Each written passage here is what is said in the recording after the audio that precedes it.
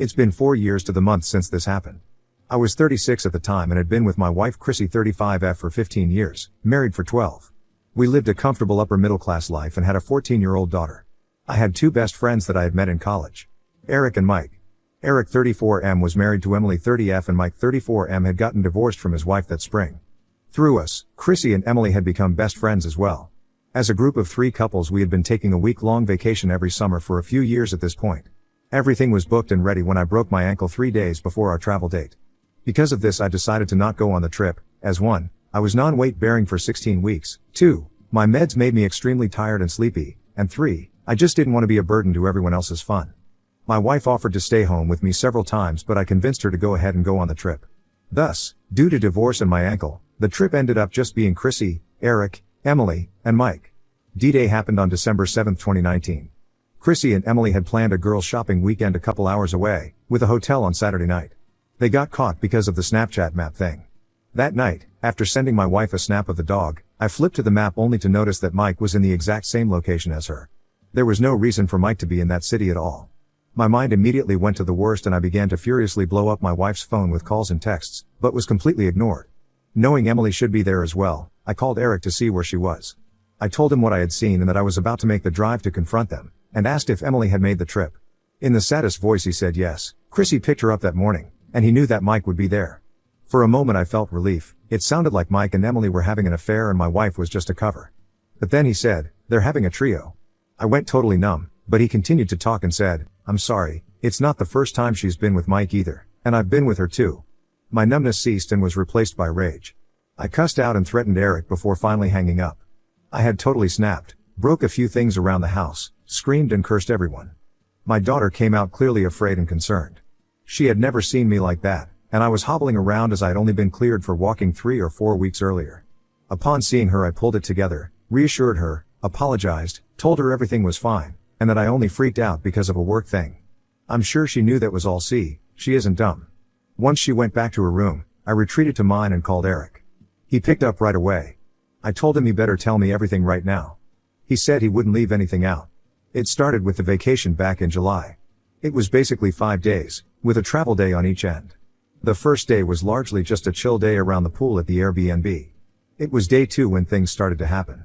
I knew a full outing had been planned that day. Without their spouses, Mike and Chrissy kind of naturally paired off, seeing as they were with a married couple. It all seemed innocent enough and just friendly. But they seemed to get more comfortable as the day went on. That night was a pretty heavy drinking night with dinner back at the B&B. Through dinner and after the drinking continued, Emily noticed how much flirtier and closer Chrissy and Mike were getting. After a while Eric and Emily went to their room and left Mike and Chrissy alone. After about an hour, Emily decided to quietly venture out to see what became of them. She went by Chrissy's room only to find she wasn't there. She then crept up to Mike's room to hear the clear distinct sounds of sex between 2 drunk people trying to keep it down. Emily came back to the room and told Eric what was going on. I interrupted him at this point and said how could she just let this happen? You said she noticed them getting like this during dinner, why didn't she pull Chrissy aside and intervene? This is where the story went from bad to just totally effed. Apparently, Eric and Emily had been having marital strife themselves for some time, which included a lot of bedroom issues. She had been asking for an open for roughly 6 months at this point. He had finally caved but asked if they could try swinging first. It was their plan to ask Chrissy and I to swing with them on the trip, but when I broke my ankle and didn't go, they figured it was a moot point. So when Chrissy and Mike had their drunken indiscretion, Emily figured maybe the swinging could be back on. The next morning Emily went to talk to Chrissy about it. She said Chrissy had the expected guilt, and extreme worry about being found out especially since there were witnesses. She said it was a huge mistake, but also that it was really good, especially for drunk segs. Emily said why stop? He just got divorced, you have been on edge because of work for a year now, we're on vacation and nothing came with you, not your job, not Chuck, that's me, not Cora, our daughter, you left your whole life behind, consider it a free week. Eric and I won't say a thing, and we'll cover if anything comes up. Eric told me she apparently liked the sound of it but had apprehension. She went to talk to Mike, and then Mike came to Eric asking if they were for real about letting this happen. Eric said yes, he had been coached up by Emily as to what to say, and told him to just get it out over the next few days. You both deserve a real vacation from everything, and when we go back it all just goes back to normal and Chuck will never know. I was ready to throw up hearing this. The betrayal of my wife and my 2 closest friends hit like an anvil. My head was spinning, I was so angry and hurt at the same time. But I needed to know the whole deal. He said over the next 3 days they stuck to all the plans for the trip. I know this to be true because all the expected IG and Facebook posts went up. I kept getting included in the group snap from everyone, and Chrissy would call twice a day to check in, with intermittent texts throughout the day. I suspected absolutely nothing while back home recovering. Update 1. He said those last 3 days Mike and Chrissy basically acted like a newly dating couple. They made sure on outings that any pics/posts/snaps were innocent. But they held nothing back in terms of holding hands or kissing while out, and whenever they got back to the BNB it was almost always immediately to Mike's bed. They were not quiet about it, it was very evident what they were doing and for how long. He said on the 4th night they didn't even close the door. On the 5th day Emily enacted her plan. Eric doesn't know what was said but she got her to agree to the swap. Mike did say something to Eric, and Eric just said yeah it's what he wanted. It wasn't, but he had totally caved to Emily's pressure by this point. That night he was with Chrissy, he said they did have sex among other things, and he tried to get into it but was preoccupied knowing Emily was with Mike down the hall. He said Chrissy put on a good show but he knows she wasn't really satisfied. He said the part that really stung his ego was she went back to her room, while Emily spent the whole night with Mike. In the morning he overheard Chrissy say, "You owe me one," to Emily right when she got up. That was the day they traveled back. All silently swearing to take it to the grave. I remember Chrissy getting home and immediately coming to check on me and acting like she was so excited to see me. I realize now that she was doing what betrayed spouses call love bombing. This went on for weeks and I should have known something was up. We had a good relationship, but she was so attentive and caring and loving for several weeks upon return. I always thought it was just guilt from leaving me behind with my broken ankle and just feeling refreshed from the vacation. I guess it was really guilt from the cheating. Eric went on to say as soon as they got back from vacation Emily was dead set on the open relationship now. There was no other option. Eric agreed and they landed on some ground rules. First and foremost everything was to be all access. Messages, conversations, everything. I asked why the hell would he want all that if he hated the idea of her effing other guys? He said he asked for that because her first rule was no limits. He wanted to have a list of people who were no-go and she said no. This was about being open sexually and they couldn't do that if people were off limits. It was gonna be the same for both of them so he should be fine with it.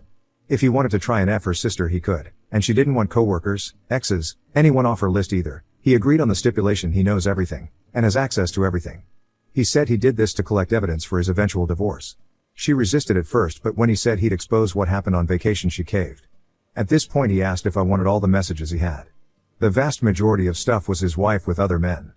Coworkers, randoms, she had been busy. But there were plenty of messages between Chrissy and Emily. I picked up that Emily and Mike had started a regular affair about 4 months earlier. About 1 month ago the conversation of the trio started. That whole time after the vacation Chrissy had been really good to me, and seemed much happier than before. In the beginning of the convo she stuck to the idea that what happened on vacation was it. It was vacation from reality, and now it was over and life would just go on like normal. About 2 weeks in she started to show some interest at Emily's encouragement. This is when Mike entered the conversation too. Chrissy agrees at this point and the plan comes to be. In addition, Eric had a photo of Chrissy and Mike kissing, and a recording of him having sex with her. The son of a tramp had sneakily recorded it, not the best quality vid but he did manage to get a clear shot of her face and tattoo. I thanked him for the evidence, then told him he was piece of CR, and after we had our divorces, he better never effing contact me again. Update 2. Chrissy went radio silent for my first frantic call until she walked in the door at 7 p.m. on Sunday night. She looked beyond nervous and scared. She already knew I was aware of everything. Eric had left Emily a voicemail telling her he gave me everything, told me everything, that he wouldn't be there when she got home, and she needed to sign the divorce papers on the kitchen table. I told Chrissy to get her seat together. Cora came out a moment later and for a couple hours we pretended to have a normal Sunday night. Once she went to bed, I asked Chrissy what she wanted. She immediately broke down in tears and tried to hug me. I blocked the advance and she began apologizing profusely and begging for forgiveness. I told her to save it, we had a lot to talk about. I wanted every question answered 100% honestly. If I thought she was lying I would end the conversation here and file for divorce on Monday. I had tons of evidence and she wouldn't be able to get C out of me, we are not in a no-fault state. Then I pointed out that she didn't answer my question. I wanted to know what she wants. She said she wanted to show me how sorry she was, she wanted to work for forgiveness, and for us to work past this. I told her I didn't think that was possible, but would let her explain herself. I asked why she cheated in the first place. She said she had a lot of fun that day, was feeling good and relaxed. She hadn't felt that way in a long time. Work had been so stressful for so long.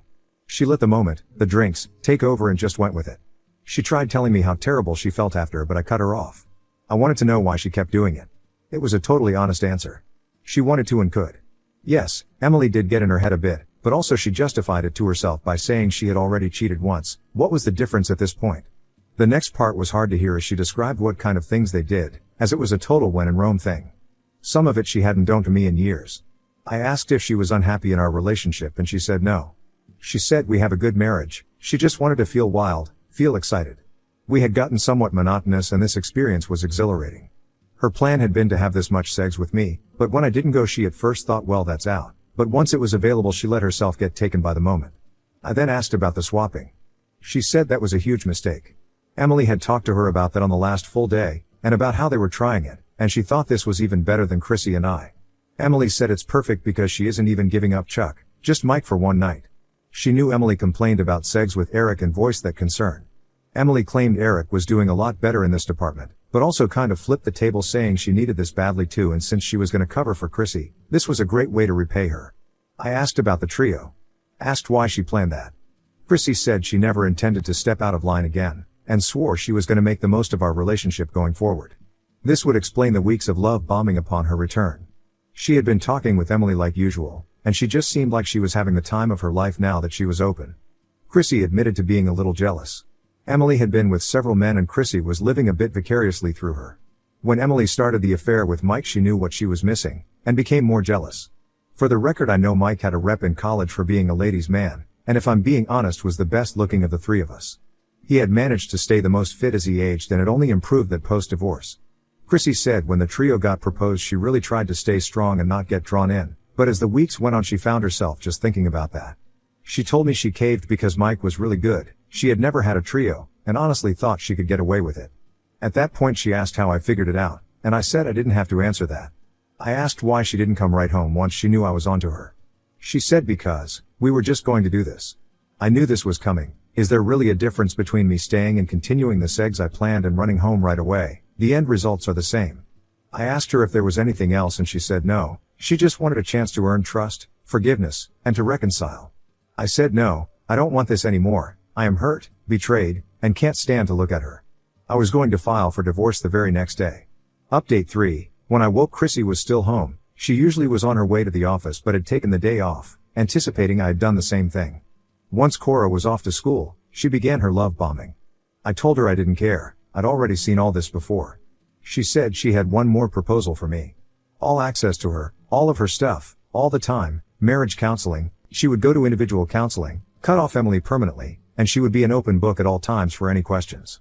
I said those are just things you do when you are trying to reconcile. I don't want to be a warden at home and I don't want to reconcile. She begged and pleaded, and asked that I just wait a week, and if next Monday I still felt the same she would sign no matter what, no contest. I ended up agreeing to the 1-week trial. She continued to love bomb and consistently tried initiating sex. I rejected these usual efforts, and on Thursday told her I was not moved in any way and still planned to file on Monday. Friday after work I could tell she had something in mind. I really didn't care, I was literally counting the hours until I could be rid of her at this point. The love bombing was not working, and I was actually getting annoyed with her overzealous efforts. She said she thought we couldn't go on because of the imbalance that her infidelity had caused. I wasn't sure at first if she was implying what I thought she was implying, but she was. Chrissy said we should have a trio. I said you did more than that. She said okay, and you can have a week off marriage. I pointed out that was worthless, she's as a woman, if she wanted she could go out right now and find a guy to F that very moment. I'm a guy, and unless you're a rich guy or a famous guy, you're not picking up women that easily. There's no point in me sitting in bars for a week or on dating apps not getting matches. She said okay, you can have 10 hall passes that never expire instead. That can be the same woman or 10 different. I replied you think that's not gonna impact our sexy life, you're gonna be okay with that? Because I doubt it. She said she won't let it suffer, she will make a huge effort to be available for my needs, and we can do any of the things I've ever wanted. I told her I needed to think about it. In retrospect, I realized that what I did next was pretty sleazy. I should have walked away and started over. But I didn't. I told myself why not. Here was a trio on the table, here was any fantasy I had on the table, and could use the 10 hall passes to find someone else to move on with. And when it was over I would still divorce her all the same. She had wronged me and in my mind cashing in on these offers was totally justified revenge. I said I agreed, but I wanted the trio to be soon. I said she needed to have at least someone agreeing by February 1st or I was out, because if she couldn't that meant she wasn't trying and had just been out to buy herself time. I don't know how she found the girl but in the week between Christmas and New Year's she showed me a picture of a girl from her spin class. She was gorgeous, and I couldn't believe she found someone that quick and someone so attractive. Tiffany was 25 years old. Her and Chrissy had been chatting at spin for months, but nothing past regular small talk. I asked how, and Chrissy just said she had her ways. My assumption was she offered her a few $100s. About 2 weeks later was the big night. I did something out of spite though, and it's kind of weird. I didn't act selfish. I had been on Reddit for years at this point and had read several trio stories and advice threads where one partner, usually a woman in a FFM, feels left out, as their partner focuses on the new person. I made it a point to make sure she was included in the whole thing, insisted on Tiffany and I be focused on my wife, talked to her throughout, complimented her, etc. I mean, I still had my fun with Tiffany, but I knew this would make Chrissy think we were on the right track. I wasn't wrong. She told me how she only did this to try and win me back, but that the whole experience was amazing, and she couldn't believe that it really did make her feel like we had a stronger connection. Prior to that I had been cashing in on her obligation of being overtly sexual with me. After the trio it stopped feeling like she was just meeting an obligation. She seemed excited to be with me and to try new things. Although, I think a part of it was her hope that I would abandon the hall passes. Update 4. Mid-February I took the first plunge into using the hall passes. There was a 27-year-old restaurant manager, Sabrina, close by my work. I had frequented it often and always thought she was a little flirty with me. I asked her out and lied. I told her I was 2 months into my divorce proceedings. I said we were still living in the same house but that I had moved into the basement, another lie. Sabrina seemed hesitant but agreed to the date. Later on I asked her what made her agree knowing my situation, and she said she noticed the first time I came in without my wedding ring, I took it off on D-Day, and since by the time I asked her my tan line was fading away it meant I wasn't just taking it off to meet women, but not wearing it at all. It wasn't too far after that the COVID shutdown began to hit. At that point I felt stuck, but I used it as an excuse to not start marriage counseling. Chrissy had been insistent on this but I always said I wouldn't until after the trio, then I said I wouldn't until after I went on a date, and soon as that happened shutdown started. By April I had seen Sabrina 7 times. We went on 2 actual dates that really tore Chrissy up before the shutdowns. Once those started I just began going over to Sabrina's apartment, as she lived alone. Needless to say our relationship turned physical. At this point I was tired of pretending to reconcile. I also think I had hurt Chrissy enough she was too. I still feel heavy guilt for this today. When I said it didn't work, and I still wanted to divorce, she didn't fight me. She was sad, she seemed defeated. I found a small 2-bedroom house and left Chrissy in our family home. The one stand-up thing I can say I did in all this was sit Cora down and tell her the absolute truth. I told her the whole story from the beginning, her mom's infidelity, and my sleazy behavior after. I wanted her to know both of her parents were wrong. We both loved her, and wanted the best, but we both wronged each other too deeply. The 3 of us decided that 50-50 custody was best, so she alternated week to week staying at each other's place. It took until January of 2021 for the divorce to go final. I dated Sabrina the entire time. Cora and her got along fine. I was happy Cora didn't see her as the other woman or anything. They never had a step-parent vibe or anything but were friendly in the way a child is with their parents' friends. My relationship with Sabrina lasted until January of this year. It ended because I don't want to marry again, or have more children. Chrissy had done some sporadic dating over the last couple years, one guy she was with for about 11 months. Then things got weird. We have co-parented pretty effectively through all this. The one thing we both wanted was to be there for our daughter. We've been amicable through all of her events and for her sake. Then her HS graduation happened this past May. We ended up sitting by each other. What should have been awkward, just wasn't. We started joking around, talking, got a little flirty. It was refreshing. A week later, I was still thinking of the fun I had at graduation. I decided to call Chrissy and ask her out. She said, absolutely not. This caused quite the swell of embarrassment. Luckily that was only temporary. After a long pause, she continued, unless we go to marriage counseling. I agreed. We had our first session on a Thursday, and our second first date on Friday. We are still doing counseling. We decided on a counselor that specializes in ENM, as that was something we both want to explore. It's been 6 months, we've started to talk about me moving back into our original family home. Cora can't believe we are getting back together, and says it's weird. She told me when she got back from her first semester at college last week that she wasn't sure if she was happy or concerned. But knows for sure she doesn't want any details of any kind in regards to our exploits. Eric divorced Emily and ran for the hills. He put in a work transfer and now lives 4 states away. Mike and Emily tried to make a real relationship work for a while after her divorce. Chrissy got back in contact with Emily after hours, and learned that pretty much sex was the only thing they had in common, and it fizzled out pretty quick. Emily remarried a guy that used to work with Eric, and moved with him when he was promoted to a regional manager spot. He is now Eric's direct boss, and keeps blocking his transfers. I find this the most hilarious irony I have ever heard. Mother effer Mike, as I refer to him, is still around, and still single. I wish him only the worst. Well, that's my story. One day I hope to give a happy ending update, but I guess only time will tell. P.S. Chrissy paid Tiffany $250 for the trio. Happy holidays.